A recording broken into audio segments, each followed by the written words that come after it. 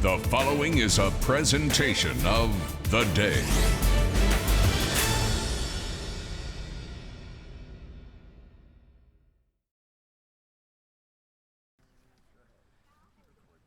From a Monday afternoon on the Hill at St. Bernard's High School in Uncasville, Connecticut, you are watching Game Day live on theday.com. Game Day is brought to you by Waterford Dental Health, voted #1 best dental practice 5 years in a row in the Day's Reader's Choice Awards. Visit them at 177 Boston Post Road or at waterforddentalhealth.com. Casey O'Neill along with Colin Delaney, and our viewers said, where do you want us to go? And you sent us here to St. Bernard's High School as the St. Bernard Saints girls soccer team plays host to the Colonels from Ledyard High School on a blustery Monday afternoon on the Hill. Colin?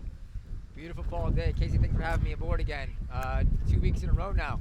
Appreciate the invite back. Looking forward to a great game between these Ledyard Colonels and the St. Bernard Saints. A game with some serious divisional impact. So these two teams had spent time atop the division at one point or another, but after a Saturday loss to Montville, Ledyard sees its undefeated run in the division gone. Montville with one loss. St. Bernard's had tied Montville earlier in the year, so the loser of this game really finds themselves on the outside looking in. Absolutely.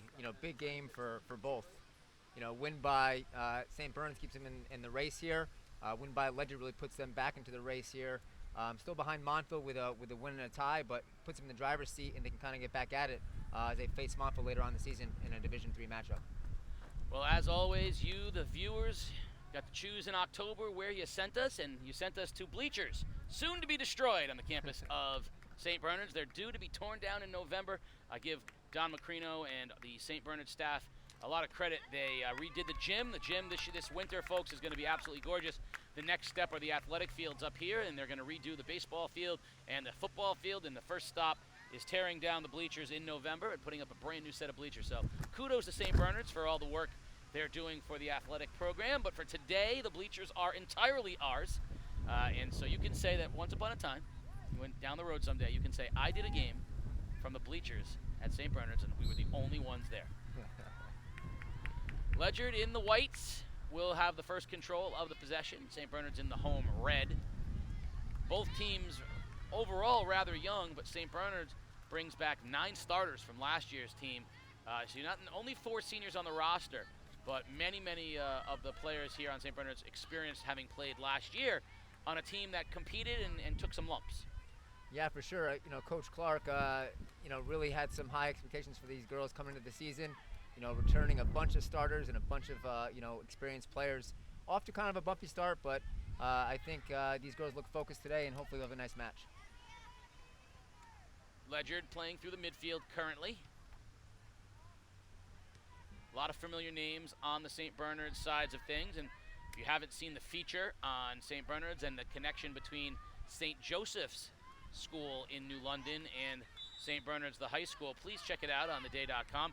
18 different girls from St. Bernard's are graduates of St. Joseph's in New London, and many of them soccer players as the St. Bernard's soccer program looking to reestablish itself as Emily Hernandez takes it down and well defended by Olivia Crawford down in the corner. Hernandez battling one-on-one with Crawford, and she makes a little spin move, keeps control, wants to put it in front, and a nice save made by Savannah War, the keeper at Ledyard.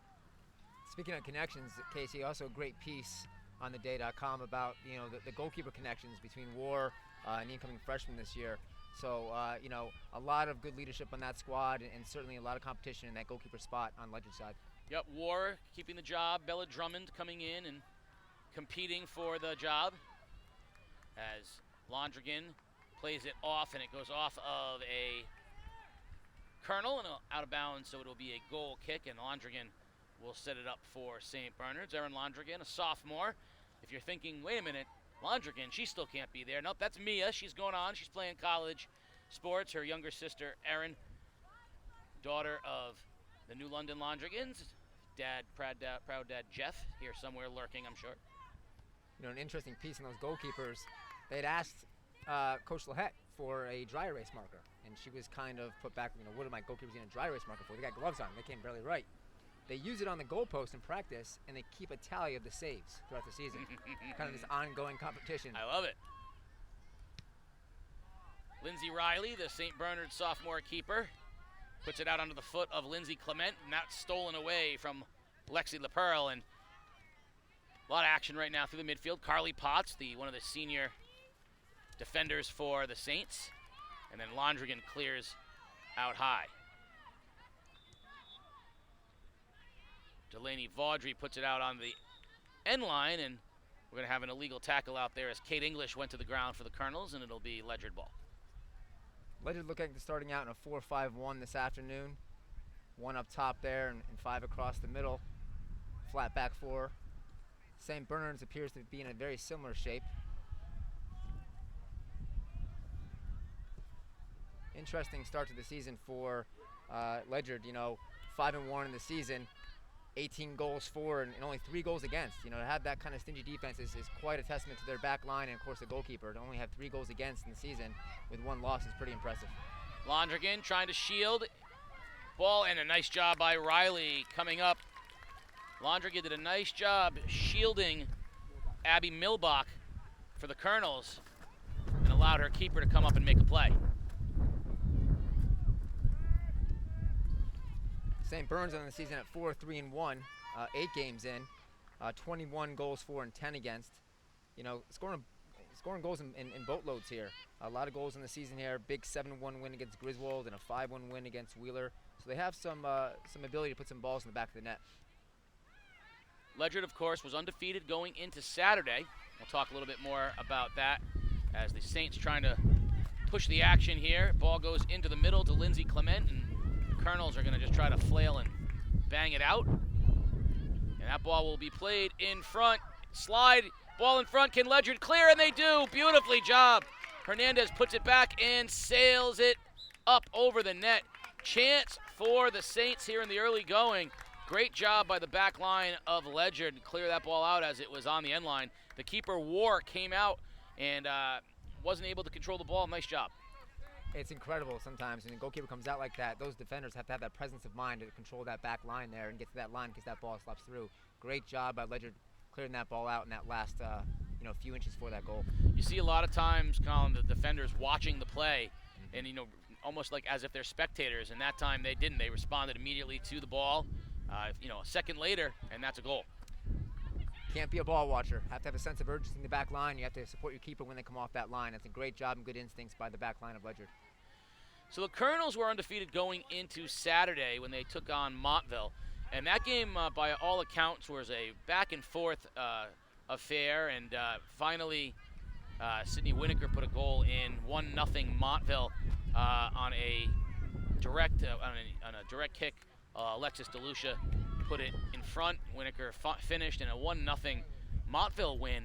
And from what I understand, Ledyard had about 15 different opportunities late in that game. They really controlled the action in the entire second half of the second half. And Montville hung on for a 1-0 victory. So you mentioned Ledyard's defense. Very stout defensively. They do not expect to give up a lot of goals. St. Bernard's pretty solid offensively. So again, kind of a contrasting style here. I think the Saints, 2 goals wins this thing, unless Ledyard scores 2. And then, St. Bernard's they have to try to up the pressure. But I think the Saints would like a nice, 3-1 kind of a game. And I think Ledyard's looking for a 1-0 game. I really don't. I think they'd love to shut St. Bernard's out. Absolutely.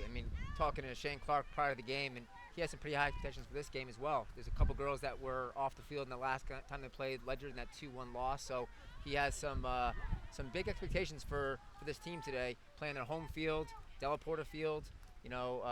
Great facility, of course, and certainly the weather is not going to be a factor. LaPearl with the corner for Ledyard. Beautifully done in the middle. Head ball put back in by Ledyard. In front, bodies are churning as always, and out comes the keeper, Riley, to clean it up for the Saints. We talked about that last week, Casey. Those balls on the cross from those corners or those balls in the set pieces, they pop out. If you're not mindful of the people around you, you need some easy shots in frame. Great job with the St. Bernard's defense to be mindful of that and clear that ball away. Londrigan calmly settles, pokes it out to Clement. And then played off by Kate English out of bounds. It'll be a St. Bernard throw on the far side. Taking wagers, Colin, for the first thing to fall to the ground from the top of the bleachers. Will it be A, my glasses case, B, my phone, C, my towel, or D, my entire body? Which of the four will fall to the ground first? Wagers are open at www.ohmygoodnesswe'reinthebleachers.com. I mean, not to be that guy, Casey, but based on laws of physics, I might have to go D. You're going to be that guy. You said you don't want to be that guy, but you're going to be that guy. You know what? The three of them combined weigh less than a pound. One of them weighs more than that. I think that's probably a safe guess. Safe bet. But credit to the staff here. I mean, they have us hunkered down here, strapped down. We're ready to go. Notice I didn't name the pop-up tent or any of the equipment. That stuff is good. That stuff's not going anywhere. It would be here for years if they don't take it down. You know, you talked a lot last time we broadcast about the shapes that these teams put out there, and just eyeballing it, both of these teams seem very content to be defense first. When you're in a 4-2-3-1, you know, you're sitting with the back four and a flat four, and neither of these teams are playing a sweeper stopper like we saw with East Lyme last week. So there's going to be some opportunity for the teams to get balls through, but the big task is can you get to the 5 midfielders? So they're playing 2 of those holding mids, right? The 6 and the 8, as I call them, with the attacking center midfielder, you know, as that middle part player, and then the wide player. So, yeah, it's definitely more of a defensive-minded shape. However, if those outside mids join the other forward, it becomes a 4-3-3 in a heartbeat and very attack-minded. So it'll be interesting to see which team can break down that line and maybe get some overlapping runs and through that back four, as there's not going to be any players deep. St. Bernard's with possession currently, and really not much going on in either direction as far as scoring chances. I mean, some potential scoring chances. The one ball we saw rolling towards the Ledyard goal, but really no threat so far on either side. Both teams seem very comfortable. Ledyard seems like trying to punch one through on occasion. Here's Bailey for the Colonels, and she's going to try to punch it up ahead of herself, but she knocks it out of bounds. Well defended there, Olivia Mascot. And it just seems like right now Ledyard, it seems like they want to try to get the ball in the middle of the field. They have Milbach, who's their leader there, and like you said, there's so many players, though, to try to have to get through. That's a nice one-touch from Clement. And what I've noticed so far is really Ledyard's been really right-minded. They haven't been on this left side until that last play we just saw. They've been really kind of attacking, you know, St. Bernard's left side, Ledyard's right side there. Once again, I think soccer, if you can move that ball east to west, it's going to create all kinds of havoc on these defenses, especially in a flat four here. It's going to create some holes. Then we slot the balls. Then we try to penetrate. Nice throw-in from Carly Potts, and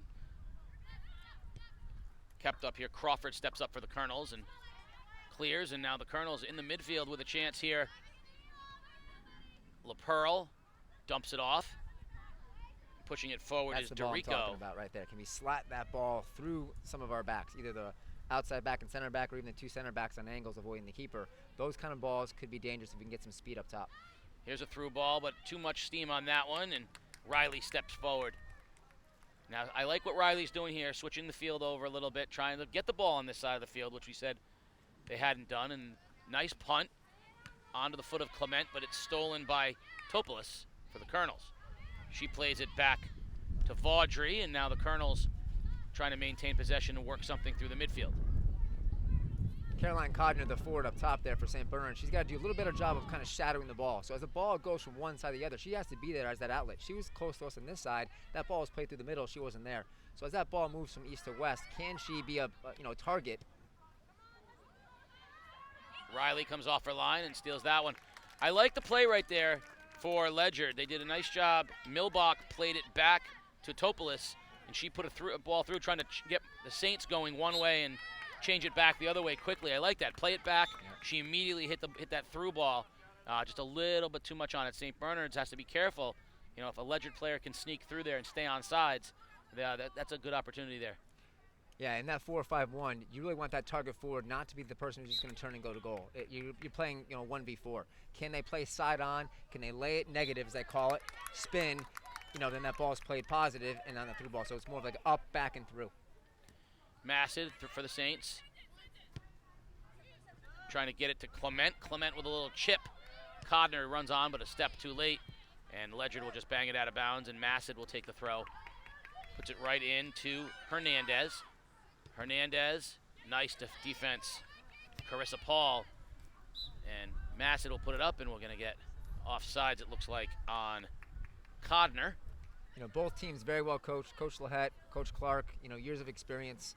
You know, Shane's been in the league a little bit longer than Emily, of course, but both, they have a pretty extensive resume of coaching and playing experience. So certainly we're going to see, you know, a little game of chess here today. I mean, they're both playing that 4-5-1. They're both kind of playing 18-18 right now. No big risks. And I think they're going to play a little conservatively, look for that through ball and that counterattack. Olivia Mascot will throw it in for the St. Bernards on the near side to Hernandez. Nice job stepping in is Carissa Paul by the Colonels. There's that ball, but can we get someone higher a little sooner? You know, on this grass field, it's not going to roll like turf. You're going to have a little bit more time to get through there, but can they play that ball a little sooner or deeper towards the middle and then overlap into that final third? Now I'm going to put this out there in the early going because it's inevitable. 19 does not exist on the Ledyard roster. Number 19 is out there for the Colonels right now.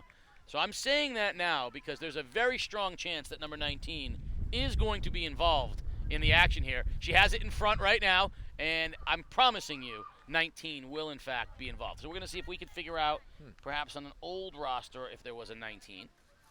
Could be a blood jersey situation like that, you know, or it could be someone that's just not listed. But a lot of times you'll have that extra roster in your bag in case the player leaves it at home, get some blood on it, whatever it might be. At the very least, if we get to halftime, I think we can figure it out at that point. So LaPearl will take the corner from the far side. High in the air. It's a great ball. Always dangerous. And banged out of bounds. Carissa Paul got there. That is a dangerous ball. That's a nice, I'll tell you, LaPearl puts a nice corner out there. She has twice now dropped it. Far post, about 15 yards out. Sort of right into no man's land, where if you can get the, similar to where we saw the goals in the boys and girls game, sort of generating from that no man's land. Yeah, we're 15 minutes in now, and I would probably give the lion's share of the chances to Ledyard. You know, St. Bernard's had a couple chances near the goal area, but they've had really 2 or 3 good balls across the box there. Some substitutions into the game for the Saints. Bailey for Ledyard. Plays it out wide, and the Saints will poke it out of bounds. We'll have a throw for the Colonels. Londrigan just bangs it out of bounds. So St. Bernard's has moved some players around. They've got some subs in the game. This could be a game, Casey, where it could come down to restarts. You know, can we get a quick restart on the part of St. Bernard's or Ledyard? Here's a good ball and a nice defensive job. St. Bernard's Gwyneth Howes stepped up and banged it out of bounds. A nice job staying home by Howes.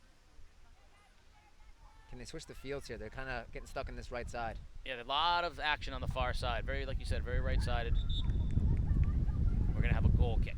But this might be a situation, like I said before, you know, restarts. Typically, 60% of all goals are scored on restarts. You know, so it might be a situation where there might be a foul on the field. Can the ball get down quick? And a quick restart catch the team off guard. Because in a 4-5-1, it's very defensive-minded at times, and it might need to be a quick restart. Quick throw-in, quick indirect, direct kick, catch the team off guard.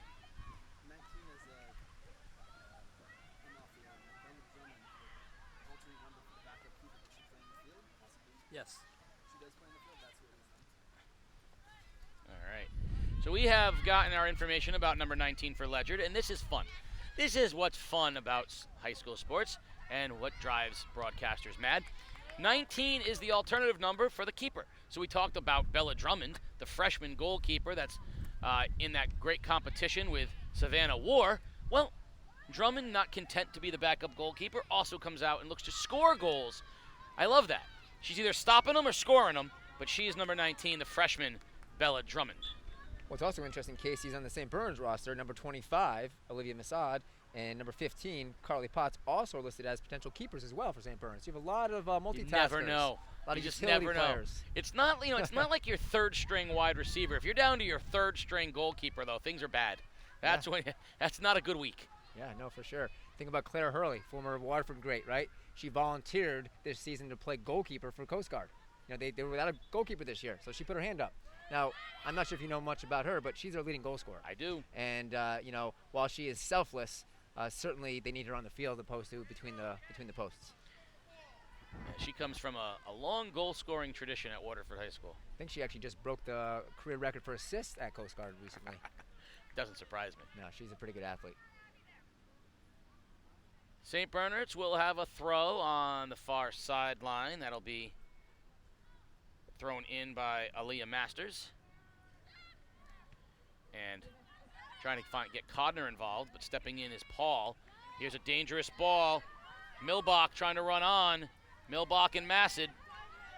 Great fight, great fight. Milbach puts it back out. Still a dangerous ball, and the Saints will clear. Milbach's got some wheels. If they can find her on a through ball, that could be dangerous. And there are certain players, particularly, I think, goal scorers, who move with sort of a menace to them. It's like you just don't want the ball on their foot. You can just see it the way they move, and Milbach moves toward the ball like she's got ill intent. And she's strong, man. I mean, she got around the player and then kept it and shielded it. You don't want to put her on her strong foot. You know, anywhere inside the box, that could be super dangerous. Again, Ledyard has controlled most of the action here. It's been on their half of the field. St. Bernard's has not done a whole lot to be able to mount any real offensive chances. And here's a turnover. Milbach's going to chase it down. Here in Mascot, we've seen them battle two very strong players on the ball, and it goes out of bounds. It'll be a Ledyard throw, and Paul will come up and take the throw. And here's where you start getting a little bit concerned. These are the kinds of things that can turn into scoring chances very quickly. Nice flick into the middle, and St. Bernard tries to push it out. I think Ledyard sees something in this Milbach, matchup over here in this left side, because they haven't been using the left side much at all today. But now the last two balls have been to her feet. Clement had a chance. She was heading down the sideline. She had Codner in the middle, and she just got a little bit too ahead of herself, knocks it out of bounds, and Ledyard will have a throw. Trying to tightrope the sideline. Nice use of the body that time by Ledyard's Lexi LaPearl. She shielded her defender and turned, and Ledyard seems to be very patient, but you're right. There's something on this side of the field now that they want to look. I mean, everything. The last three plays. Ooh. Left side, left side. Milbach asking for the ball. There's a step in by Dorico. Dorico over to LaPearl. LaPearl has Milbach. Instead, she switches the other side. And Londrigan will come up and clear it out for St. Bernard's. St. Bernard's needs to gain some momentum here. They have to play a little bit more direct, I think, to get the ball that side of the field. They can't create opportunities if they can't get over the half. There's Codner looking for Clement. Clement being chased. Vaudry's back, and she plays it nicely back to her keeper, War. And War with the foot all the way to the St. Bernard side of things. Nicely done by War. And that's that ball Coach Clark wants to see. He wants that through ball. And if they can get that earlier like they did, somewhere through the middle of the part of the field, they might have a chance there. You know, if they play it too late, keeper is smart enough to come off her line and save that ball.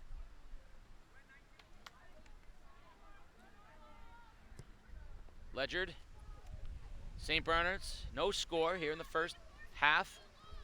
Nice little shifty move by Clement for the Saints. Clement tries to put it out on her wing. Her wing is out there. It's Londrigan, and plays it back into the middle of the field. Would have liked to just kept the ball a little bit longer, maybe attack that outside back and look for a better ball across the middle. Nice job by Topolis, and now she plays it over to Milbach, and here comes Bella Drummond, the freshman. Another strong player in her own right, good foot skills. That's a nice ball, right? Nice idea by Drummond. Miss-hit on the ball. Stolen by the Sens, but there comes Milbach coming up. Man, she's got great energy. Yeah, she is really working out there. Abby Milbach, the senior for the Colonels. Topolis with a nice step in. Oh, LaPearl had a chance that time. Here's on the double deflection now. Codner trying to turn, and she's going to get a throw in. And the Saints going to have a couple of subs coming into the ball game. See, that would have been a good opportunity, Casey, for a quick throw in. You know, we had the Ledyard back four weren't in line yet. They weren't in shape. You know, that could have been a quick throw in and off the races. Unfortunately, subs are at the line. You can't do much about that, but that's what needs to happen for a goal to be scored right now. Otherwise, I think both teams are very content with this back and forth, box-to-box action.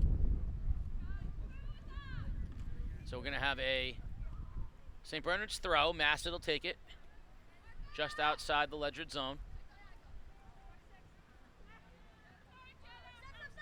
And a step in there. Now Milbach's chasing it down for the Colonels. And she switches fields. Nicely done. There comes Drummond Drummond putting it out wide. She was looking for Bailey, but out of bounds it goes, and the Saints catch a break that time. Ledyard had something going in transition.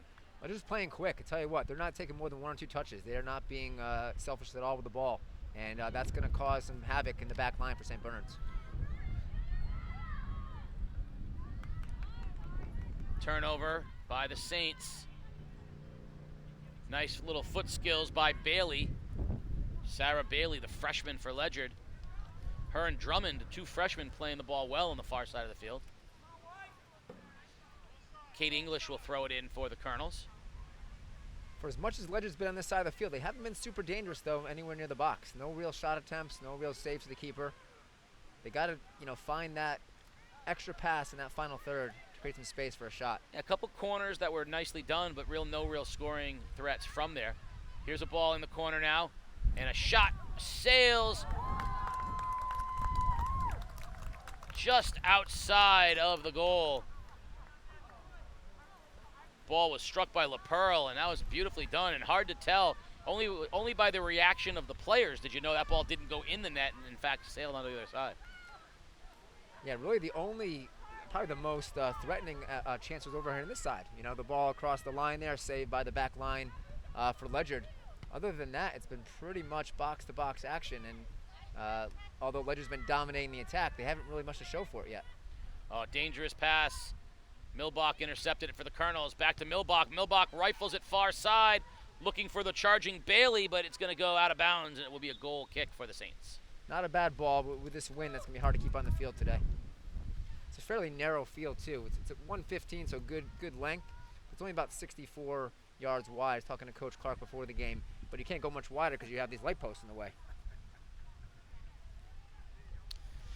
I don't know if that's on the construction project for the Saints. I don't think the lights are going anywhere. No, I don't think so. But it'd be nice to get these new bleachers out here. With they say November 4th, they're taking them down. Yeah. Overdue, to say the least. Well, again, growing up as a southeastern Connecticut person, coming up to St. Bernard's always had a shade of mystery to it. Coming up onto the hill, whether it be for a nighttime football game or an afternoon baseball game, there was always a bit of, uncertainty coming up onto the hill, and these fields deserve to be in pristine shape, and it's good to see the folks at St. Bernard's making that happen. Here's a good example of the wind as that ball got knocked back. The wind right now is favoring Ledyard. The wind tends to be going kind of across the field on an angle towards that far corner flag, and that's why that ball from Milbach before just kind of sailed across the box. If you look at the flag, where the American flag, it is blowing pretty steadily across wind, as you say, Colin, but it'll turn and head that way. So it's blowing at a sort of a angle across the field, like you said, but it's strong. I mean, that flag is whipping right now. We hope it's just not too strong. We want to keep our ground here if we can. So far, I've managed to keep everything, where it's supposed to be. So we'll see. Here's a kick for the Colonels. Standing at the 18, and here comes a line drive, and it's banged out, and we're going to get no whistle. Yeah, we're going to get a whistle, so we're going to get a foul on St. Bernard's as Liz Hannaford came barreling in, and this is the best chance Ledyard's had so far, just outside, about 25 yards away. And it looks like they're going to send Carissa Paul to take the kick. Nope, now they're going to bring in Lexi LaPearl. That's who's taking the corners. We know she's got a dangerous foot. Yeah, ref's going to mark off 10. They asked for it, so now on the whistle, we'll get a restart here. Definitely a dangerous place. That's far enough out we can get up over that wall and find the back of the net. Here comes LaPearl.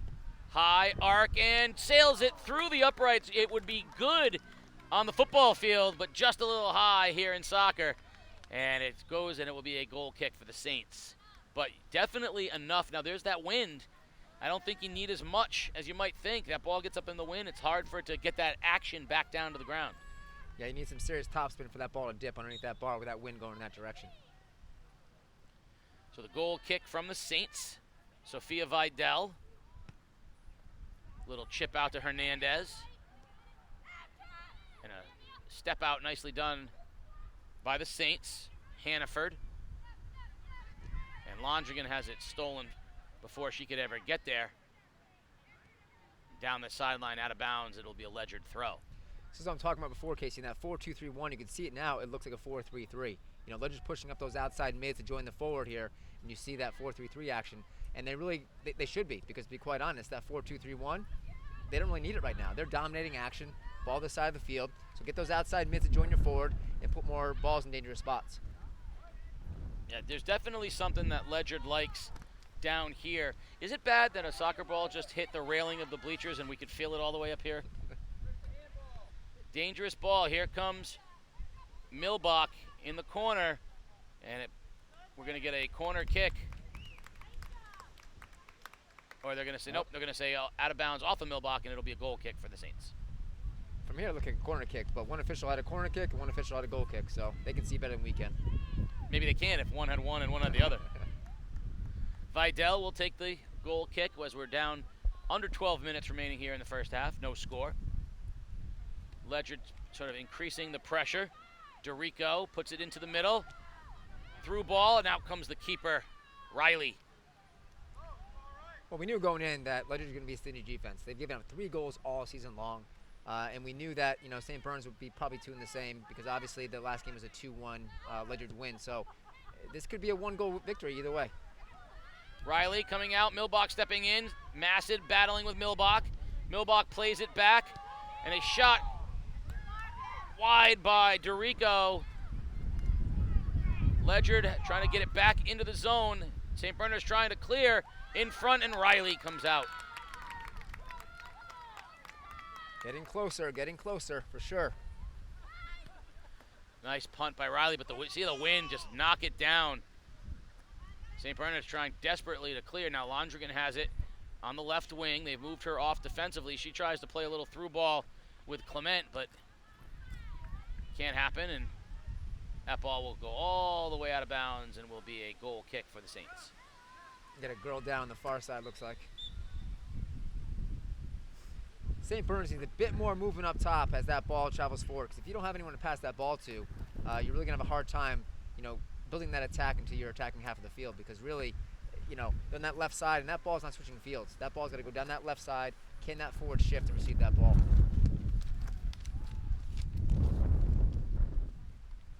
As always, we should remind you that Game Day is brought to you by Waterford Dental Health.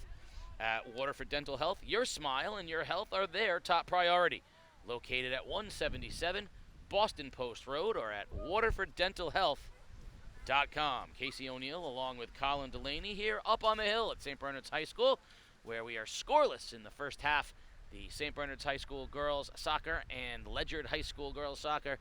10:37 remaining here at Della Porta Field. The wind whipping. We have an injured Saint on the ground, and the two teams are going to group together while they attend to the injured player. And it's been an interesting time this fall. Of course, I think by now everybody's aware of the Triple E concerns, the adjusted times. A lot of these, we had become a night slate here in the Northeast, and Friday night football and even soccer and other fall sports were taking place at night, and those games obviously all being moved to the daytime provides a little bit of a different feel to the games. To try to get these things here in the early afternoon. Going back to when you coached, what would be when you had a practice, and then you guys would play at night? Was there a difference? Did you do anything differently if you had a day game versus a night game? For sure. I mean, obviously, there's situations where if you're playing on turf one day, you want to try to train on turf the prior practice. If you have a night game, you may train, in evening, sessions, approaching those evening matches. So certainly, you try to mimic the game as much as you can in training sessions. So when all these games now are being played at 3:45 for the most part, or 1:30 last week in East Lyme, you want to try to get your athletes acclimated to those conditions, whether it's the sun or it's the wind or it's the temperature. And certainly when most of the games are playing in the afternoon now, I would imagine most coaches are trying to do that, playing as early as possible. And it's difficult because the just amount of time you have to practice now, even if you practice immediately after school, is limited. Most practices are wrapping at 5:30, as early as that's tough to do if you don't get out of school, can't get on the field till 3:30. It really limits what you can do, and I've heard a lot of people talk about how our part of the state is sort of at a disadvantage because all the other, the remaining part of the states are able to go through their normal schedule. When we went down to Bunnell at Stratford, they played Friday night, and Mike Ellis, mentioned that was the only game for Fitch the rest of the year that was probably going to be played at night until they got maybe into November. Well, something to be said too when you're playing under the lights. I mean, it definitely is a different experience. The way the shadows of the ball and the lights. It's like playing under lights in baseball. It's very different for an outfielder opposed to playing during the daytime. So those things have to be accounted for. And when you can't practice that night, you're at the mercy of what your athletic director is allowed to do. So that's been an issue for sure, I would imagine, and probably a bit of a juggling act for a lot of ADs in the area because now you're trying to get boys and girls soccer and football and possibly the band or field hockey, all these teams onto potentially 1 or 2 fields at your facility. And another sort of lesser mentioned thing, officials. The officials, we talked about this Friday at the Waterford-Bacon football game because I had a chance to talk with one of the officials, and these folks all have jobs. And so it's one thing if you're used to doing the afternoon soccer games or whatever, but you're used to doing a nighttime slate, and all of a sudden you're being asked to come out at 3:30, 3:45 to do games. It's been definitely a scheduling hassle. Here's a chance in front, Milbach, point blank range, but denied by the Saints. That was a great job by Sophia Vidal, and there's Riley. So there was the first sort of dangerous chance for Milbach, and Vidal stepped right in front and took it right off the gut. Getting back to your point about the times, I remember coaching at Montville last year with a 16-game schedule, and you might have 12 games, under the lights, either home or away. With the new influx of turf fields in the area, a lot of teams are opting to play at 6, 6:30, 7 o'clock, and so you kind of get accustomed to that. Now you're going from, all right, potentially playing 12 games under the light to now everything's at 3:45, 4 o'clock. Yeah, it's caused, and you're right, unfortunately, the other thing it does too is it causes the battle for fields. Nobody wants to give up their time, and so now you got to share. That's a nice move by Fernandez. Hernandez on the sideline. She puts the ball up, but it's kneed out by Delaney Vaudry, and the Saints really have not done a lot with the ball. They seem to be settling for a lot of sort of distance balls, not a lot of sharp passing through the middle of the field, and Ledyard has really controlled the possession. Yeah, I got to think that Coach Clark is probably thinking right now, what kind of adjustments can I make at halftime? Can we at least get to the half at 0-0 or maybe get lucky and go up a goal? Let's not concede a goal this last 8 minutes here. Let's get to the half at least tied, if not up a goal, and then maybe we can make some adjustments at halftime with his girls and potentially try to find a better way to get that ball forward. Potts will throw it in for the Saints on the far side, puts it onto the foot of Londrigan. Down in the corner it goes, and battle of number 4 is Kate English and Erin Londrigan battling down in the corner, and it'll remain a Saint throw, and Potts will come all the way up. Now, defensively, this is always dangerous, right? You bring up an extra defender to get involved, and it creates transition opportunities the other way. Yeah, we're looking at seeing Gwyneth Howe a little bit higher up on that left side, lead these two in a 1v1 here to just provide a little more support on that far side. Can we shrink the field when it's in our attacking half of the field? War boots it. Middle of the field. Ledyard comes out of it. LaPearl. LaPearl keeps it on her foot, stops in a dime, and plays it back nicely to Paul, looking for Milbach. I think Milbach is content on those big balls to allowing St. Bernard to get that first touch and then taking it away on a bad touch. And that can happen. She's going to be off to the races and in that goal box. Sometimes competing for that ball in a 50-50 is not a good idea. Let that ball come into the back end. Maybe she takes a bad touch and then Milbach can find that way through. Under 7 minutes remaining. There was a great goal scorer at New London High School named Jimmy Howe, who came in as a senior from St. Martin. And Jimmy Hodge was about 6'4", the prototypical forward, the long, lean forward. And he would let the ball, so instead of going up and heading it, he would play his man, let the ball bounce, because he was so quick off the spring, and the bounce was much easier for him to get action on and put it into a good spot, whereas the ball coming down, the head ball is much more difficult to control. And so that what you mentioned there, what Milbach is doing is waiting for that extra touch. Far post, here's Milbach.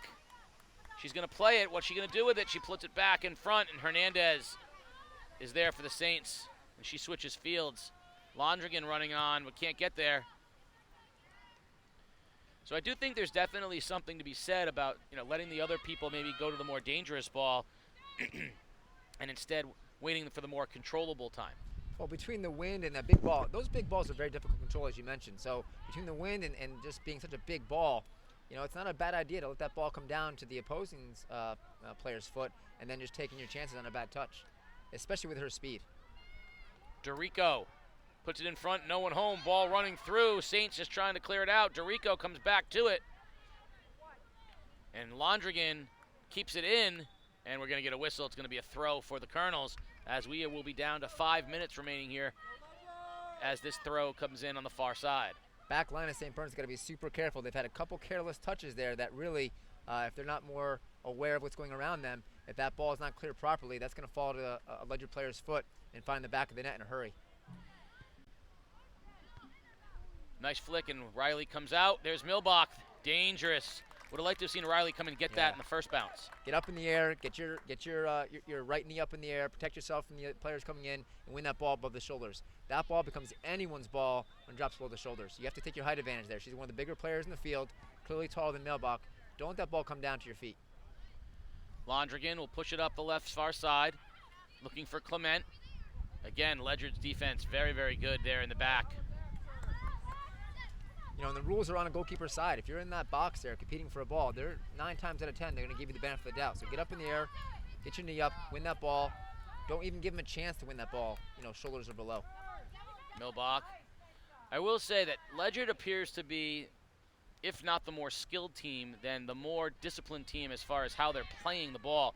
A lot more control and touches. St. Bernard seems much more content. I don't want to be insulting and say kickball, but they seem to be much more content just banging balls in the air.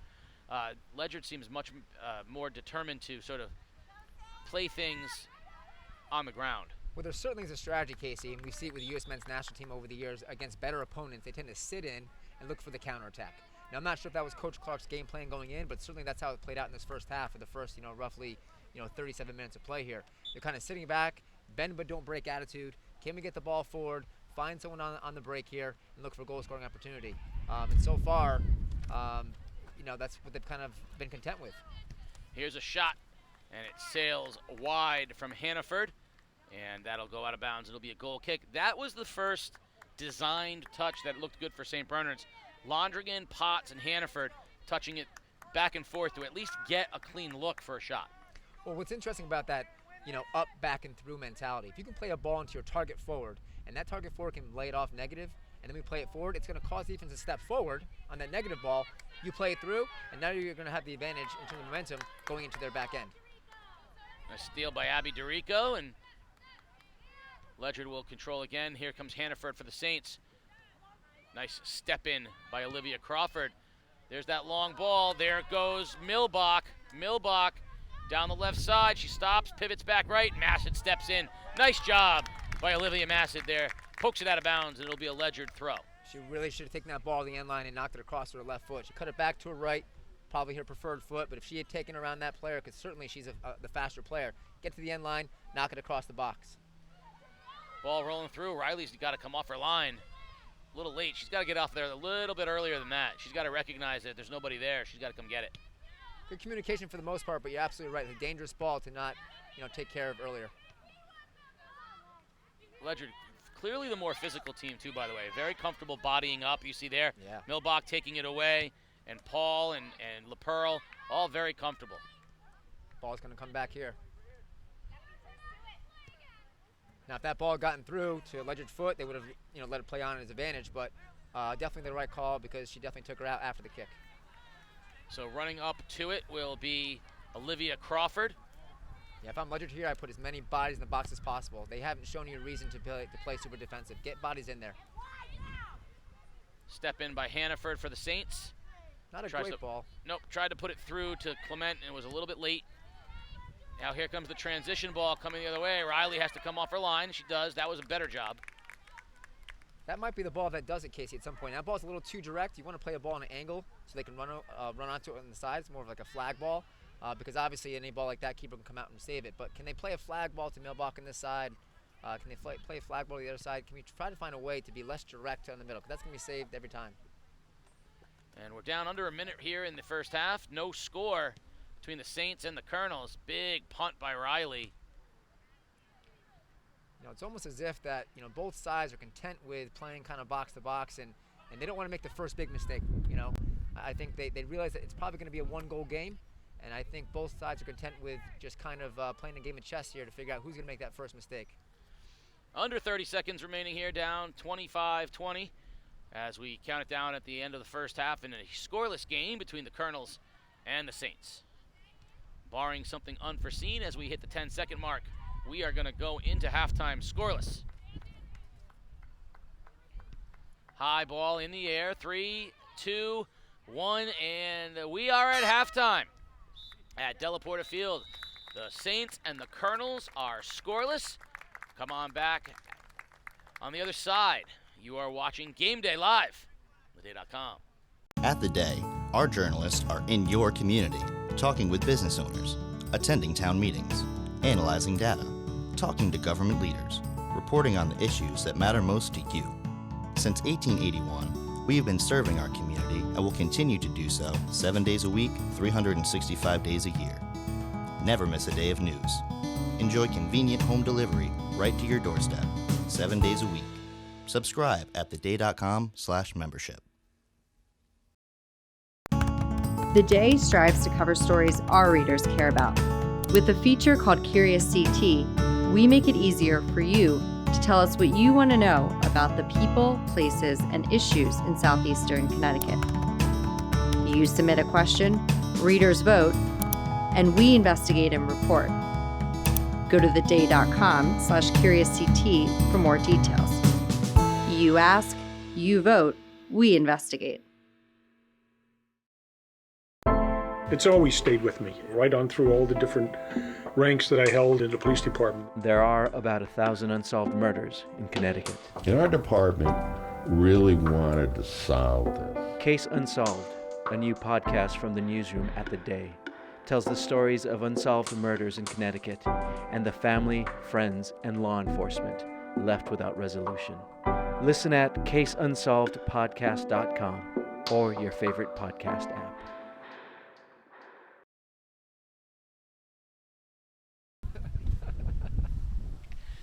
Oh, we're back. Holding on for dear life here in the bleachers at St. Bernard's High School. Casey O'Neill along with Colin Delaney on a blustery Monday afternoon at Delaporta Field. The flag is whipping across the field, and the two teams very content to sort of feel each other out in the first half. Really not much for the Saints from a scoring opportunity. One ball rolling to the goal, and Ledyard dominating the action far more. Speaking of both coaches, prior to the game, they both know the importance of this match. Going to this match, a Division III match in the ECC, Ledyard suffering their first loss this past weekend to Montville, who's now in the driver's seat in first place, so Ledyard sitting in second place, and a must-win game for St. Bernard's if they want to claw their way back into this thing. And also on the flip side of the coin, a must-win for Ledyard if they want to, have that big match against Montville as they play them later on this season for the ECC Division III potential championship. So for sure, an important match. And so we're here at this stalemate, 0-0. While Ledyard has had the bulk of the opportunities, certainly it could be anyone's game. Yeah, I mean, I'm curious if you are St. Bernard's right now, and you're Coach Clark. What are you telling your girls? I mean, this bend but don't break mentality, which they've seen in the first half. They've been pretty fortunate. They have to do a better job of getting that ball out of the back end. Can they play a bit more direct? They turn the tables a bit, and then they can try to keep the ball in this half. If you're constantly playing defense and constantly playing this long balls to nobody, it's just playing balls into the back four of Ledyard, who then receives it, possesses it, and puts it right back into the mix in your back end. So can you find a way to get the ball forward? I'm not sure if changing shape is something that they have in their playbook or not. I mean, they start out in that 4-2-3-1, and it's been, steadily, consistent, keeping Ledyard off the scoreboard. However, I got to think if I'm Coach Lahette right now, you got to be pretty comfortable about pushing maybe two more players forward in a 4-3-3 to really put more pressure on this back end, because they really have had no big issues in their back end other than that one ball early in the game that, went across the goal box. St. Bernard's has been a pretty prolific offense, and you don't necessarily see that, but you do see how stout Ledyard is defensively. You can see how comfortable they are.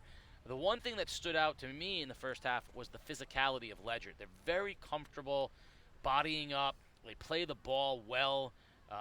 We saw, 4 or 5 of the Colonels comfortable taking the ball away once their player had it, and that kind of physicality can be dangerous sometimes, both from whistles as well as if you miss, the ball gets past you. But Ledyard very comfortable being the more physical of the two teams. Well, we started off in the first part of the half here where everything was right-sided. Right side of Ledyard, left side for St. Bernard's, and then they began to see a bit of a matchup. With Milbach on this left side here, attacking the right side of St. Bernard's. And they're very comfortable now of using Milbach. She's a super physical player, got some wheels, so I wouldn't be surprised if she became more of a target in the next half as well, because obviously if she had some daylight, she could be a force to score some goals for Ledyard in this next half.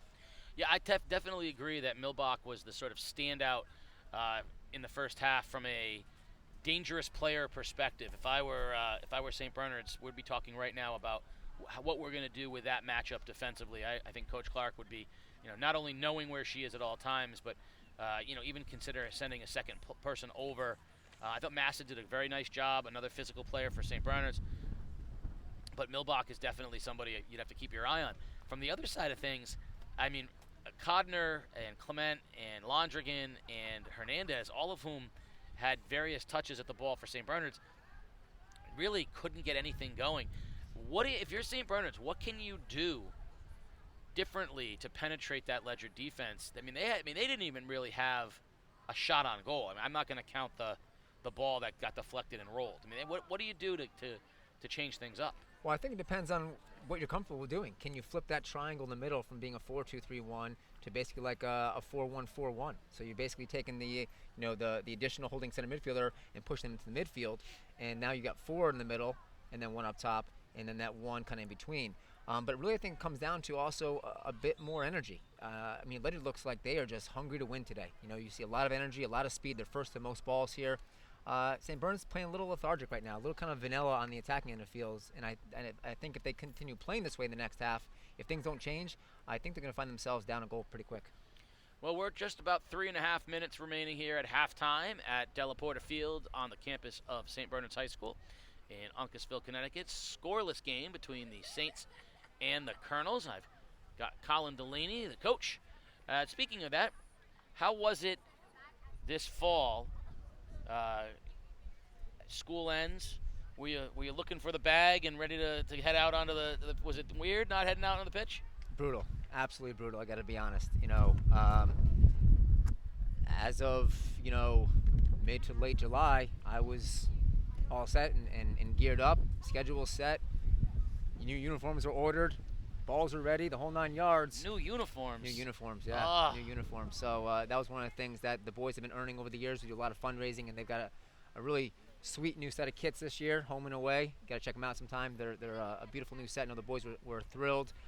Coach Acklini, the new coach at Montville, was nice enough to let me at least present them to the boys when they came in early September. So that was nice. So that was tough for sure. I mean, it's been my life for the past 20 years.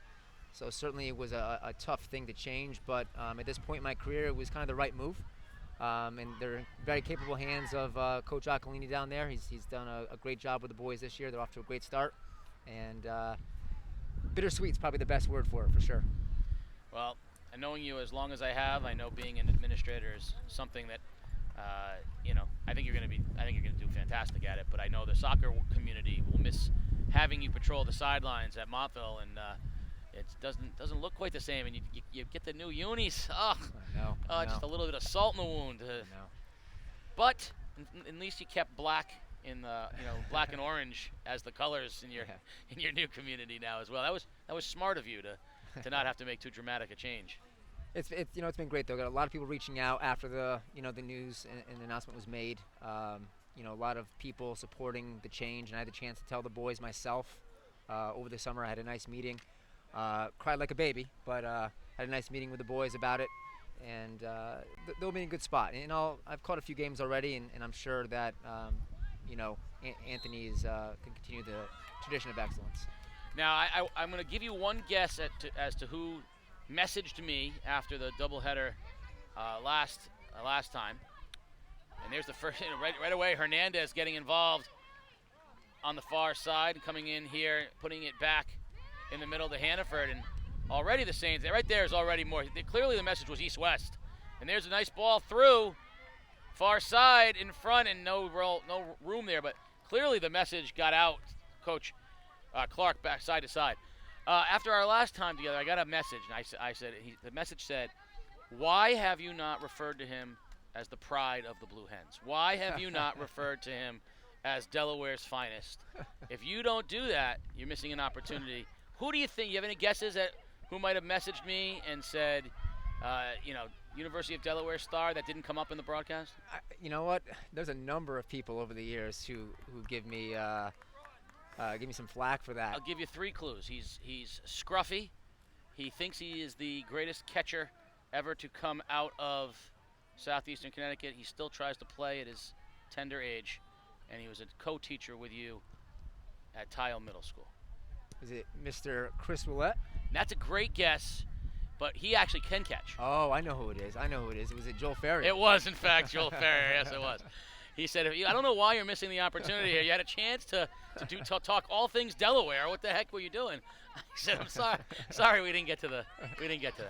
Well, that's a great trivia fact. So I always use this all the time, and over drinks or trivia time with the guys, sports trivia.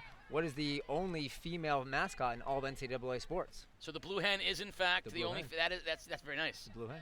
That is very nice. Back to the Civil War times of the fighting, Gamecocks, the Blue Hen was like the feared, opponent. All right, I will use. I'm going to use that sometime too. That's I know pretty you good. will. That is pretty good. Well, already here in the early going, it's a different St. Bernard's team. You mentioned energy. There's definitely that, but also beautiful ball here. A lot of side-by-side action. Hernandez running on, looking to put it up in front, and nicely defended by Carissa Paul, but it'll be a throw-in. Different Saints team, both energy-wise, but also strategically east-west game. I said it before, both sides really well coached. Shane obviously saw something in the first half of the game here in terms of lack of energy and that east-to-west movement. And we've seen both of their opportunities so far have been on the ball from one side to the other or this side to that side, creating some opportunity. And the energy has been day and night. Also, I think playing the ball on the ground a little bit more. We've seen a little more one-touch, trying to keep the ball going in a little more of that triangle action. And now Ledyard is the school more. Maybe it's a wind factor, a directional factor, but Ledyard, and we're going to have a whistle as a collision in the middle of the field, and Milbach went after the ball and it got there at the same time as the St. Bernard player, as that was Liz Hannaford. And I got news for you. If you're getting to the ball at the same time as Abby Milbach, that's problematic because she is a tough cookie out there. And Hannaford that time got a little bit of her bell rung, but to her credit, popped right up and ready to go on the free kick will be Londrigan.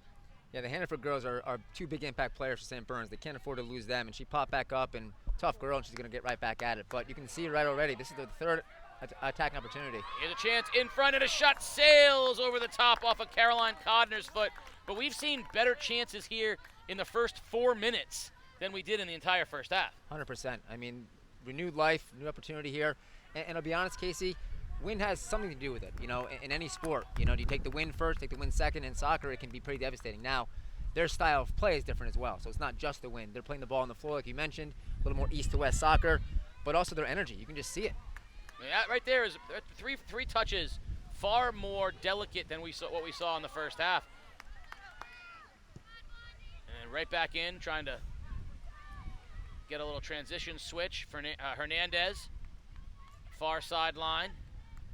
Touches, sails into the middle of the field, dangerous ball, loose, shot deflected. Hannaford tries to touch it back in front. A shot over the top of everything from Haley Jennings. Different St. Bernard's team all together. A lot of energy, a lot of life first to the ball, east to west. They've already had several shots near on the frame. I think Ledyard's got to be careful here because we're seeing a very different St. Bernard's team in the first early goings of the second half. And aggressively going after these balls, these 50-50 balls that we saw in the first half, almost content to let Ledyard run onto. St. Bernard more active going after them. Good example right there. And Ledyard being forced to be on the defensive here. And it allows, St. Bernard's to get more numbers forward. They were so caught in their back end last half, they were forced to really have, 9 or 10 people behind the ball at all times. Now you're seeing 3 players in the attacking half of the field at all times, and really gets the whole team forward and allows everyone to get involved. Oh, good step in. Hernandez rather, in front, and out comes War. Emily Hernandez, twice now, has won that battle down into the corner. A lot of balls from both sides across the box here. They've been good balls and dangerous balls, but they got to be a little further outside the box. If you're anywhere near the 6 box, you get two good goalkeepers here. They're going to win those balls probably 9 times out of 10. Can you play a ball outside that 6, closer to the penalty spot, where you're causing the defense to face their own goal, but at the same time you're out of the keeper's grasp? Yeah, you don't want to get out. You don't want to get out to the 18. You want to stay somewhere in between, and that's a really good spot. That's a good spot, both also visually for our viewers to understand where you're looking to drop a ball, right? So the 6 you just talked about, where the keeper's standing right now. Everyone, the casual soccer fan, too close, right? The keeper patrols that. You're not going to get you're not going to get something in play there. But as you get farther and farther out, perhaps as you get stronger and the skill level goes up, you want the ball out farther. But for this level here, dropping it right into the middle, right around that penalty stripe, that's a good coaching tip as well for your players to give them a spot to aim for. Potts will just knock it out of bounds. Especially as a right-footed player from that side. If they play that ball across, it's going to be what they call an outswinger, a ball that is swinging away from the goal. And it'll cause the keeper to make a decision. Am I going to come off my line and save that ball, or am I going to sit and hope my defender can take care of it? So those outswingers can be dangerous because, once again, if they make the wrong decision or the defender doesn't do their job, it could really cause them havoc in that back end and create a goal-scoring opportunity. Nice job on the far side by Mascot for the Saints. On the flip side, if it's a right-footed player from this left side here, now it's an in-swinger. Now it's going to cause the keeper to really patrol their goal box more carefully, because that ball could come in some pace and swing in towards the goal, and that's really more of their responsibility. I always found that the in-swingers were much easier for your decision-making, but but often difficult to stop. They give those rebound. You see a lot of rebounds on those hard, low in-swingers in particular. But the out-swingers, the decisions were so bad, were so hard. Because you've got some, even at this level, you've got some kids who can do remarkable things with the soccer ball. Put them on incredible arcs where I remember coming off my line and the ball just kept drifting farther and farther away, and then you realize, oh no, I'm off my line. So it's really amazing what the talent level of some of these kids are. This is one of the first restarts in the middle part of the field. See what kind of leg she's got. Oh, option played short though. That was Sophia Vidal. She did play it short. Here's Hernandez again in the corner, puts it in front, and War comes up. So there's that ball in the 6 again. Easy to kind of save. It's in your box. You can control it. If that ball is going to swing more, maybe another 5-6 yards out, now that's going to be a really dangerous ball, because now your defense is running towards your goal. They almost act as like additional attacking players. A goal is a goal. I don't care how it gets there. That's right. Milbach, nicely done, heading for it. Dorico. And Londrigan just calmly knocks it out of bounds, and Ledyard will have the throw. Milbach's been playing more towards the center of the field this half. You saw her; she's more on the flank last half, and now they have her more in the middle of the pitch. So that could be an advantage for them if they can find her feet on the attack. Well, they started her in the middle of the field to start the game, and they moved her over onto the near side, and they like that matchup there, and she had a lot of balls down in that part of the field, and here they start her again back in the middle of the field, and we'll see if that switch happens again later on. St. Bernard's playing much more aggressively. When I asked where was that offense going to come from off of the first half, where I really didn't even I couldn't figure a way for them to get a scoring chance. This St. Bernard's team, this makes a lot of sense how they're a good goal-scoring team, because this St. Bernard's team we're seeing here in the second half, very skilled, aggressive, much more energy, had some good chances already. Ledyard, I think, maybe a little surprised in the second half here just by how much different St. Bernard's is playing it, and I think now you're going to see, as we've exhausted about 9 minutes in this second half, the two teams sort of done filling each other out. Now we're going to find out, the strategy of the coaches and how they want to approach things. Yeah, I didn't see too much of a shape change for St. Bernard's. They're still in that 4-2-3-1. They're confident they can play that the right way, and they have. Because what's happening, once again, they're kind of pushing forward and get those outside mids involved. As far as Ledyard's concerned, it does appear that they're playing a little bit higher than they did last half in terms of from the start. They're still playing that 4-5-1 or the 4-2-3-1, but you're seeing more players involved early in that attacking half of the field. And Londrigan knocks it out of bounds, and I think they've got Londrigan keeping an eye on Milbach wherever she goes. And rightfully so. She's dangerous. English comes back in for the Colonels, trying to put it back into the box, and St. Bernard's is going to get a head on it. And cleared. Nice job running onto it by Crawford, puts it back into the Ledyard attack. You hear them yelling, talk, talk, talk. You see, that ball right there in the first half would have been a long ball, right? St. Bernard's is doing a better job this half of possessing the ball and trying to find feet, which certainly has been helping their attack because they've been able to hold the ball a lot better. It's hard to hold those long balls. You're depending on a really good first touch. Here's one of them of the aforementioned long balls, and War beats Clement to the ball, and War is good for the save for Ledyard. That ball, maybe another 5 yards, 10 yards less. That's going to be a much better opportunity because obviously being that deep, War is good enough to come off her line and win that ball. St. Bernard's, though, keeping the ball, keeping the pressure in the Ledyard zone. And I think because Ledyard's so physical, those long balls are just not going to work for St. Bernard's. Even if it is a 50-50, they're going to find a way to get that second chance opportunity or that second ball. I think they're much more effective as a more possession-style attack. And I think, in the first half we saw the wind playing a factor because Ledyard could be more physical and sort of pressure St. Bernard's, knowing that the long ball wasn't going to clear into the wind. Now the opposite is true. Someone from St. Bernard's could put a ball from midfield into the box, and they can run on because the wind's at their back. So you're right. The subtle shift of the playing field with the wind can change how comfortable St. Bernard's is with the long ball and how cautious Ledyard might have to be now. They were really aggressive in the first half, knowing I think St. Bernard's really couldn't clear anything. This could be an opportunity here for Ledyard. Ball put up in front and just sails over the head of Sarah Bailey. Lexi LaPearl is a very dangerous player from a distance. She has a very accurate and strong leg. That's a couple of times now she's put balls in good positions. Ledyard's just got to find a way to get it on the end of one of those. If they can find a head on the end of it or something else, it's going to be a good opportunity. She's really put 3 or 4 really good balls this game in dangerous spots. Middle of the field. Who's going to get there? It's the Colonels. Now the Saints come out of the pack. Be curious to see if Coach Lahette, does make that move and puts Milbach on the outside because she was much more effective in the first half. She's kind of getting balled up by the back 4 of St. Bernard's, particularly the 2 center backs. Hannaford tries to get a through ball. Where's the speed? Who's going to get there? And the Colonels, Olivia Crawford will knock it out of bounds. She can move. It'll be a Saint throw on the near sideline. Potts will throw it in for the Saints. Into the middle of the field, and Topoulos onto the foot of Milbach. And we're going to get a whistle, and the ball will be a Saint throw, and Potts will take it for the Saints.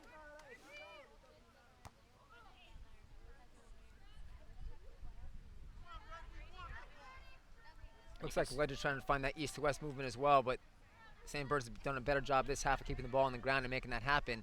Ledyard's got to just get back to their style of play. They were a much better possession team in the first half, but they're kind of playing some big direct balls in this next half, which has been hard to control. I like the idea right there, but I think a little too much steam on it.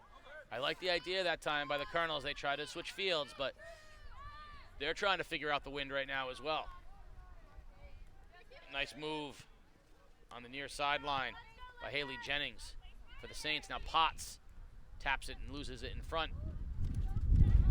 I think aside from the physicality of Ledyard, I think you're playing with 2 very similar teams here. They both can possess the ball. They both have the opportunity to move the ball east to west and get the ball forward, but really it's coming down to right now maybe a bit of this wind, and St. Bernard's taking advantage of it this next half. Wind is whipping and howling. Jennings have a throw for the Saints. Potts steps up to take it. Would you call it the blustery conditions at Della Porta Field today? Blustery conditions. It's a word that has become very close to my heart. Dear friend had his word of the day calendar, and blustery was his choice for last week. Jennings plays the ball back into the middle, and I like the physicality the Saints are showing here. Whether or not this is their comfortable style, they're at least making the effort here to man up. Well, Casey, they have to. They have to, because if they don't, Ledyard's not going to stop their style of play, for the sake of St. Bernard's.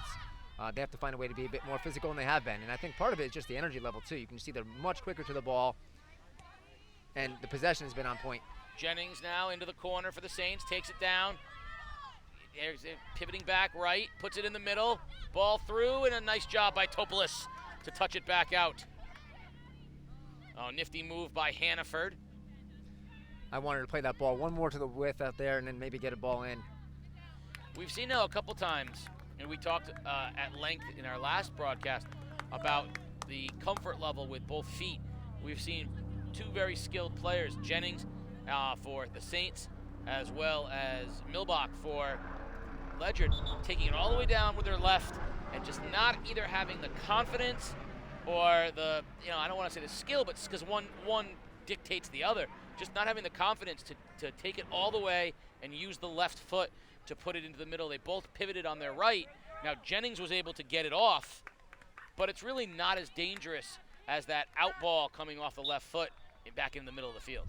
And that's part of the reason maybe why, Coach Lehed had her, on this left side so she can cut it in on her right and be on her shooting foot in front of the goal. Versus you put her on the right side, she cuts in, she's on her left foot. And clearly her strong foot's her right foot. But if I'm a student of the game and I'm out there in the field, one of the first things I try to do is figure out what players are one-footed, and where can I force them one way or the other, just little parts of it. So if I see, her, for example, I'm trying to force her on her left foot all day long because I know that's going to be a less of a chance for a goal-scoring opportunity than putting her on her right. When you have players who have both feet, they become super dangerous. St. Bernard's, I think, needs to recognize that the wind can be their friend here. When Potts or some of these strong-footed women have the ball that's a handball, we're going to get a kick for the Saints. When they have the ball 20 yards out, 25 yards out, with this wind, I think you should put it up. I think you put it up in the air. That might be outside their range, but I think you put that ball up in the air. Now we're going to have a kick here for the Saints. It's a big opportunity for Codner. Ledyard in a three-person wall. This is the wind we're talking about. Can you keep it on the field? Codner approaches. It's high. It's up into the corner, and it just dies short. And War makes the save. That was a good chance there for the Saints. But any ball in the frame, Casey, is a positive thing because you have basically three outcomes, right? It's going to be a save, it's going to be a deflection, or it's going to be a goal, right? And I'll take two out of those three all day long. A ball that sails over the frame gives you a 0% chance of anything positive happening. Now, I've always been a big proponent of putting shots on goal, putting shots into the frame, even low, let's say call them low percentage shots, but make keepers make plays. And discover early whether you've got a keeper who's got the good hands or a keeper who gives a lot of rebounds. But I think in games like this, especially where the wind's a little bit, tricky, anytime you can put a ball onto the, into the keeper's sort of, vision, get people to run on, see if you can get a deflection, see if you can get, some soft hands. I've always thought that was the more shots, the better. Well, any sport, make the team work. Make them work for it. I think I harken back to, baseball, fly ball outs, hate them, right? Can we put the ball in play? Can you put the ball on the ground and make the shortstop work for it? Especially at the high school level, right? You're one misplaced blade of grass or stone away from a base hit or ball in the 6-5 hole. So, with soccer, it's kind of the same thing. A low-driven ball, especially on a grass field, makes the keeper work. Yeah, Gil Vargas, the great New London baseball coach, believed in base running and pressure through ground balls. Put the ball in play, run the bases, make other teams have to beat you by making plays. Put people to a decision every chance you can. And that is a sound strategy in soccer as well. St. Bernard's little shot and a beautiful save by War. There was Codner with the left foot, and that ball, I thought that was destined for the side of the goal, but a nice save by War. Great save, and once again, we talk about making it work, right? That's her first diving actually might be the first diving save for either keeper today. Ball low in the ground, hopping around, and it's not a, this is not a professional pitch. It's a grass field. Potts lost it in front, and a nice job coming off her line by Riley. That was well done. Riley got there first. Two great goalkeeping saves on both sides, coming off her line here to save the ball on top of the 18, and another save over here by War on that near post. So we're kind of seeing what we thought we were going to see today with these goalkeepers, some good goalkeeping and some good defense. The Saints here much more active. Now here comes Codner, and she puts it out a little bit too soon. That really wasn't a chance. That's not the kind of shot you're talking about. Take it 2 more steps, right? 2 more steps and let it fly, or put it back. Or if she checked her left hand shoulder, she would have seen a player running up the middle uncontested, cut that ball back across your body. Now that person's going forward, has a better opportunity to shoot or pass to somebody else. So, a little selfish there, but I understand we're trying to get shots in the frame. But at the same time, check your shoulder, see what the field is. How's your field vision in that scenario? Colonels been kind of quiet here in the second half. The Saints have definitely changed the momentum. We're going to get Hannaford on a foul. Victoria Hannaford is another physical player. That's someone who the Saints have taken their cue from here in the second half. Much more physical in the middle. Her and Milbach playing opposite sides. 2 very physical players. Still haven't seen much of a change on Ledyard's side in terms of player moving around. I really think if they can try to push her wide again, we might see some more opportunities. Saints clear, kept in by the Colonels. Nice ball off the foot of English, but rolls out of bounds, and Potts will throw it in for the Saints. So much like it was kind of Ledyard's half in the first half, we're seeing a lot of domination for the most part by St. Bernard's in this half in terms of goal-scoring opportunities. In fact, I would probably say they've had more opportunities to score than Ledyard has all game. Now, it's a little premature as we're under 20 minutes. It's still a long way to go. But what are the overtime rules and the ending of game rules here? So it's changed a lot over the years. It used to be where you play 2 10-minute overtimes and you play it out. But my last recollection was last year going into it. I'm not sure if they changed any bylaws since then. Was 2 10 minutes and it's golden goal. So you can score in the first 30 seconds, the game's over, or you can continue playing the tie. There is no penalty kick rounds. Once you get to your first 10 minutes of golden goal, if there's no game winner, the game ends in a tie. Throw in for Ledyard, and which is different from the state tournament. The state tournament, you play 2 10 minutes and you play it out. Yeah, well, unfortunately, you know better than anybody the difference between those two. Yep. It's tough. They call that silver goal. So basically, you're playing the overtime rules in their entirety, overtime periods in their entirety, and whoever has the most goals at the end wins versus the golden goal game winner. Gonna get a corner kick here for Ledyard. This is the first time they've had a set piece here in this half from a corner. They're gonna put it out there with Lexi LaPearl, and we saw her very dangerous in the first half. Ledyard needs to get more players in the box. You have 3 players on the weak side right now. Can you get more players in the box, get head on in this ball? Low line drive, chipped out. And there's a transition. Running onto it is Jennings. Jennings tries to put it through, and nice job step in by Vaudry. Potts, very physical on the sideline. Nice change of fields now, far side. Running onto it is Drummond. Can Drummond get there first? And it will be off of Mascot out of bounds, off of Drummond out of bounds, and the Saints will have a throw. For as good as LaPearl is on those restarts, you can't only have 3 players in the box there. I mean, it was a 3v7 or a 3v8 in the box. I mean, that's just, I'm not a math guy, but I'm pretty sure the numbers advantage are not in your favor in that scenario.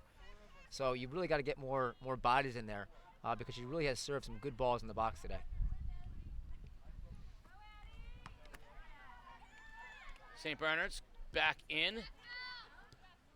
I have also been told that there may not be. Here's a chance in front, shot, and a save, rebound out in front, loose. Oh, and Riley holds on for dear life. The other thing you have to consider, I'm not sure if they did any rule changes because of Triple E this year. That's exactly what I was just going to tell you. I just got a text message.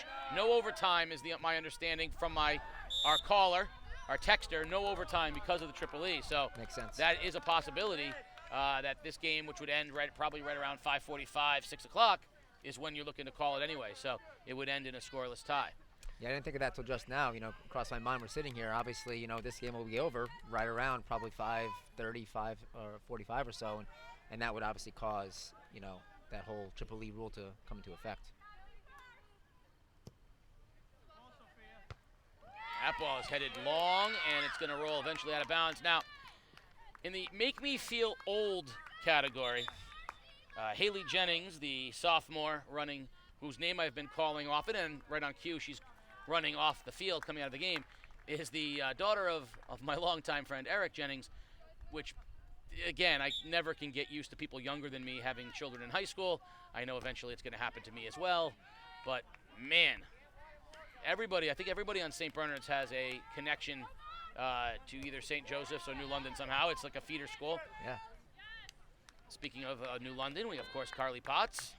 Well, not many schools of choice these days really have that feeder system, so they're fortunate to have that kind of sister school where you can pull students from and kind of know what you have, because sometimes you just don't know until they show up.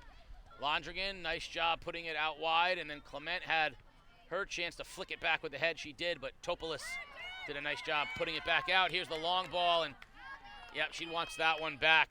Abby DeRico had a chance to go long and see if she could get a run on, but put it out of bounds, and Potts will take the throw. Yeah, the days of, knowing what the local middle school has and what they might send you the next year, for St. Bernard's doesn't really apply. So other than their middle school, of course, they're depending on, other schools in the area to send kids that move on to the high school level. And Shane's been here long enough where, he's kind of drawn girls over the years that want to play for him. So it's been something that, has helped him over the years, the strong play that St. Bernard's has provided. Down under 14 minutes here, any minute now, and it'll be time to start, deciding what you want to do here. With how much time on the clock do you change things, or do you think both teams are very content right now with what they're doing? Well, I think both teams are getting chances, and in the last 5 minutes, it's probably been a little bit more on the Ledyard side of things.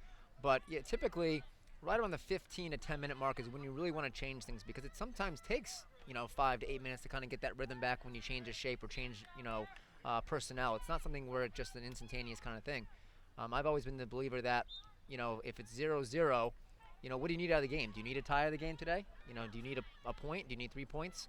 What's the scenario? Now, in St. Bernard's case, they need to win, flat out. They can't really even afford a tie. So if you're Coach Clark, do you want to maybe push some numbers forward here, and how soon are you going to do that? And then on the Ledyard side of the ball, a win is important, but they could probably survive with a tie if they can come back and beat Montville later on in the season.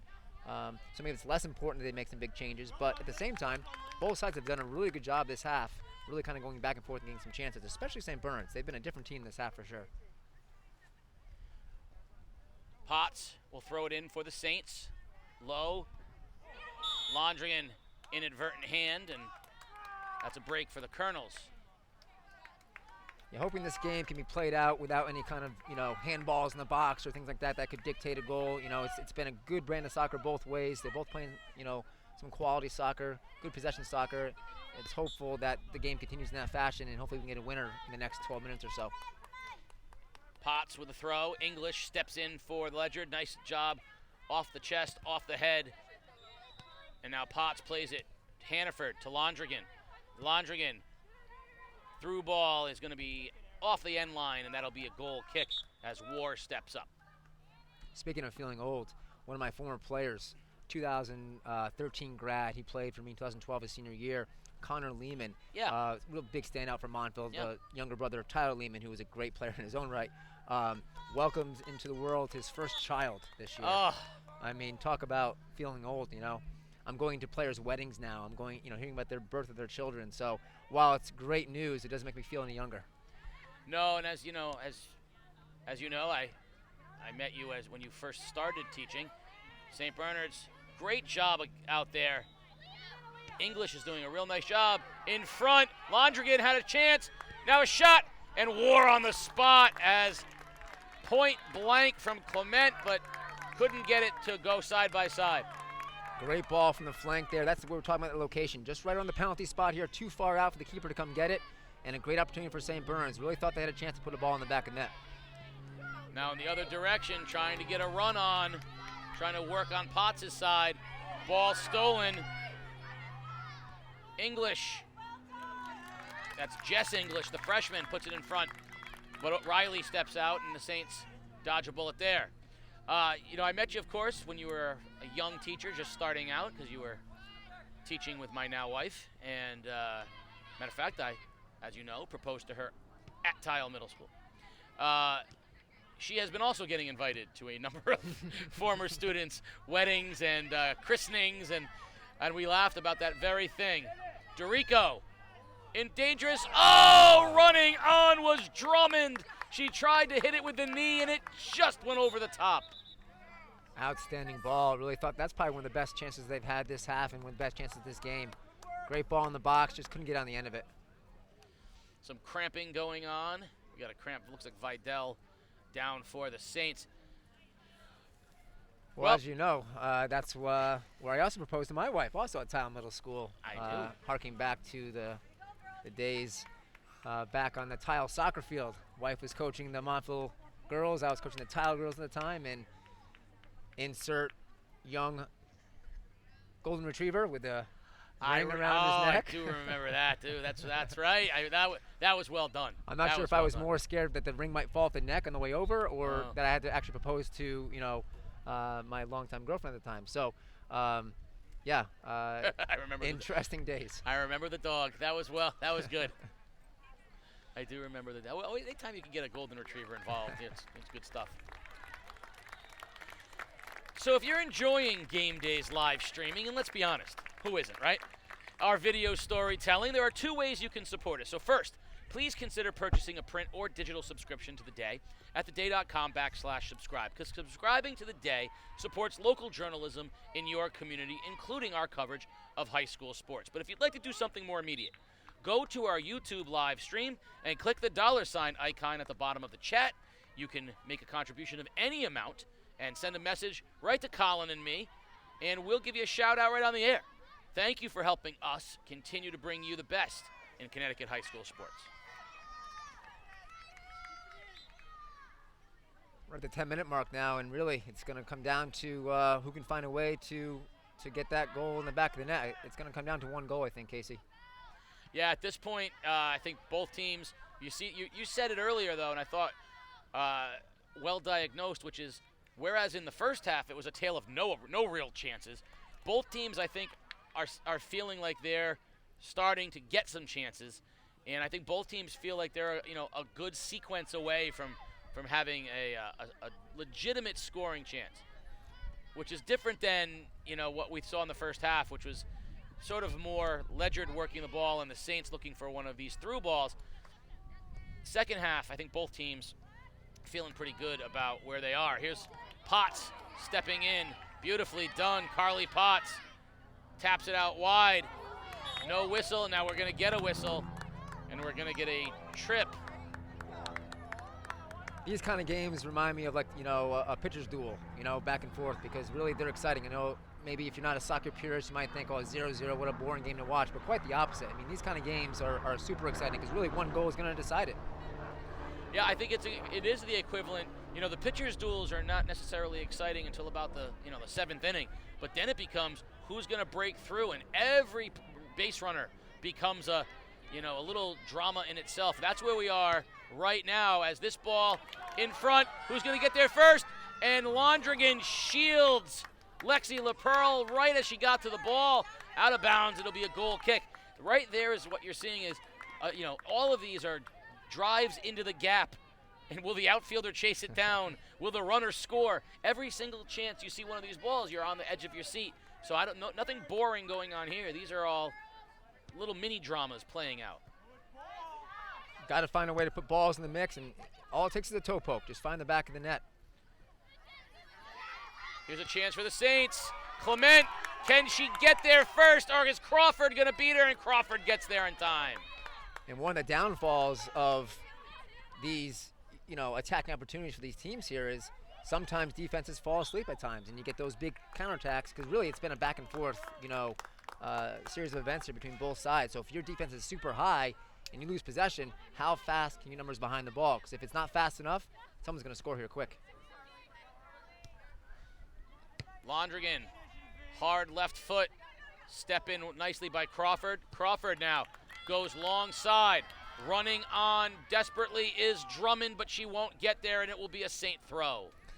Same scenario there, right? So the right back for Ledyard was high as she should have been on the attack, and then the counterattack by St. Bernard's caught her a little bit, too high, and they got behind her. Same thing going this way. Ledyard attacks the left side, right back from St. Bernard's is a little too high, and then they're in business. So it's going to come down to really, can the attack break down that defense on the switch? Middle of the field.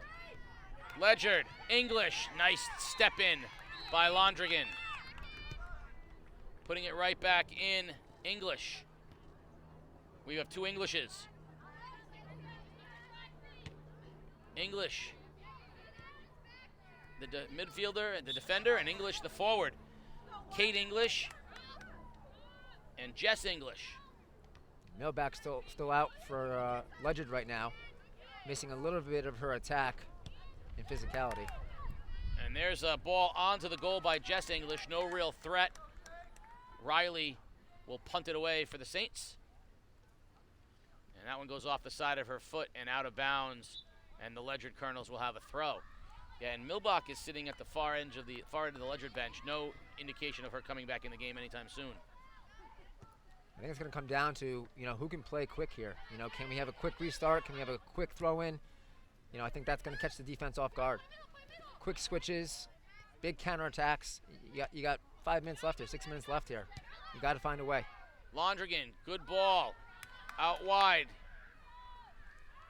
Carissa Paul defends and put it back in the middle. And there's Crawford stepping through. Crawford's been outstanding today. Nice change of fields. Here's Hannaford. Running on far side is Codner, but it will roll off the end line and it'll be a goal kick. Really, both defenses and both keepers have been outstanding today. They kept these teams, in the game with that, bend but don't break mentality. Can't say enough about, really the effort and the shape and the organization of the back four. Says a lot about these two teams and the way they're coached. Fresh legs as Jennings gets back onto the pitch for the Saints.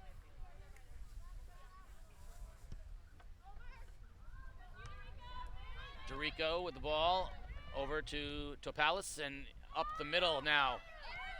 Touch by Bailey. And Londrigan just sweeps over and clears it out as we're under 5 minutes remaining in the ball game. You have to see a big push from St. Bernard's here if they want to get this goal. They need a goal here and they need to win. Topalis to English. Nice step in by Hannaford. Topalis keeps it on the Ledyard side. English gonna turn and put one far post, but she hooked it a little bit, and it's gonna roll out, and it'll be a goal kick for the Saints. So we don't need to be shooting that there. I'm not sure she was shooting that there. I think she was trying to put that on the far post and just kind of hooked it. Yeah, and interesting. That's a little deep for a shot, and based on what it was, it's probably a little bit more accurate than that. So if she was shooting, maybe a bit of a shank, but in general, got to find a way to put dangerous balls in that box right now if you're Ledyard. Ledyard doing a nice job right now keeping it, and there's a dangerous ball by Hernandez. Ledyard doing a nice job keeping it in the St. Bernard's end right now. The Saints have been doing a great job on the long through counterattack. Here's Clement. Miscommunication between her and Codner. If Codner had come back to the ball, she would have had it. A nice job by Ledyard, too, on the outside backs. They're doing a good job. So when the ball is played out of St. Bernard's, back third, the outside backs are the first one to that ball, really kind of stalling any kind of counterattack by St. Bernard's. So you got to give them a lot of credit there. Because if they sit back, it's going to cause some havoc in that back end. But the outside backs did a nice job. Olivia Crawford has done just a stupendous job defensively for Ledyard. Anytime St. Bernard's has posed any real threat, Crawford has stepped in along with Delaney Vaudry. They have been very stout. Here's a chance, through ball. Clement, oh, she wanted to tap it to Codner. Jennings running on, and ball cleared back out. There's that hustle from Ledyard again, that just, high energy we saw in the first half. We're seeing a lot more of it the last probably 15, 20 minutes. Ball in front, and War comes off her line to step in the Hannaford centering pass. Not a bad ball, a little more bend to it. Probably could have found a way to find the back of the net.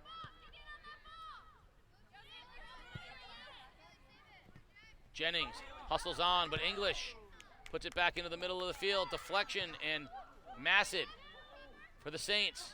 Now DeRico. DeRico steps in, puts a ball out, nobody home, and that's also going to roll out.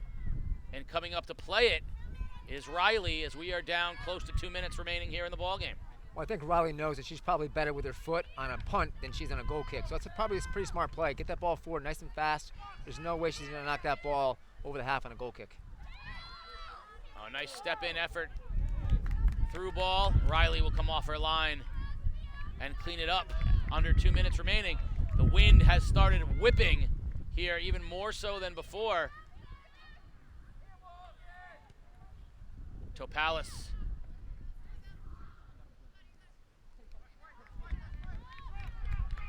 Ledyard throw on the far side.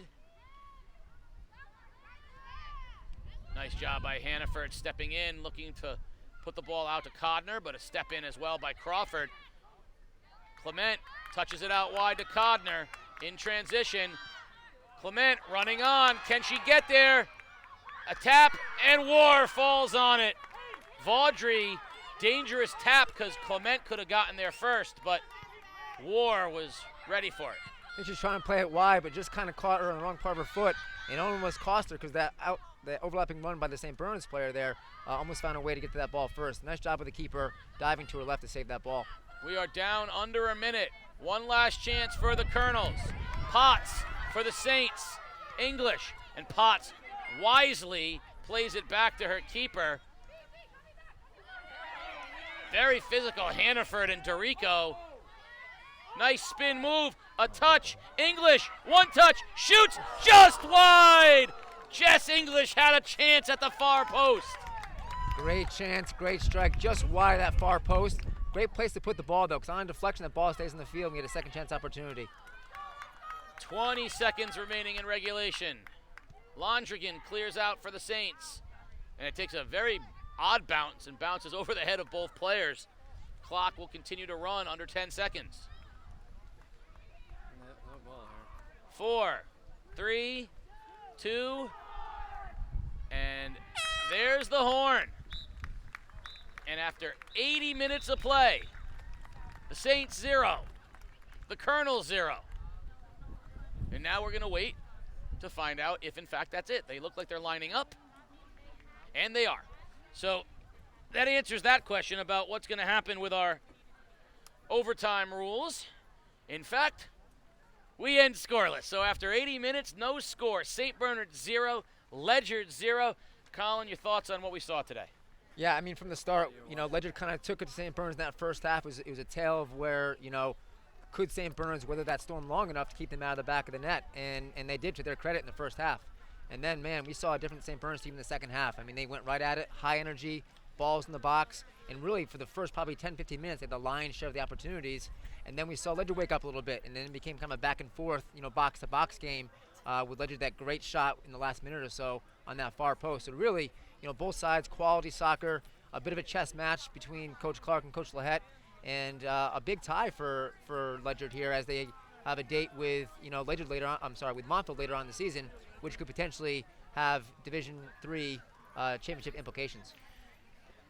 Well, that's all for us today. The next place we go is still in your hands. Voting is still open. Are we going to do a volleyball game? Are we going to go to the turf at Ledyard? Are we going to go and watch Harding in New London? Your votes matter. Where are we going to be? Are we going to be at East Lyme? Are we going to be at Ledyard? Or are we going to be at New London? Go to theday.com and go to game day and let us know where you want us next. We will be there. Colin, until we get another soccer match, but I think, it's been an absolute pleasure doing this. I thank you for being here. And we'll bring you back the next time we have soccer on tap, and certainly we will have soccer on tap again here this year. It's been a pleasure, Casey. I enjoy it very much. It's nice getting back in the game, the high school level, and be able to sit side by side with you on play-by-play. It's been a blast. Thanks a lot. So for Peter Wappy, Tim Cook, the bleachers at St. Bernard's High School, and for Colin Delaney, I am Casey O'Neill saying a good night, everybody.